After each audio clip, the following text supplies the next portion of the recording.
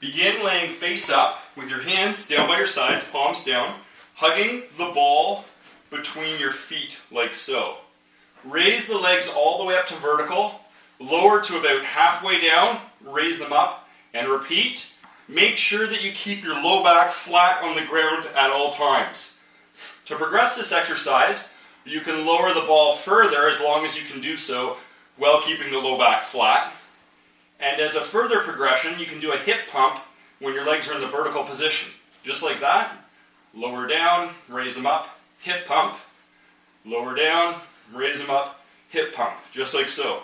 Main benefits to this exercise is it works the hip flexors, a little bit of the quads, and a lot of the low abs. It also works your inner thighs, your adductor muscles, from squeezing the ball between your feet. Major form errors.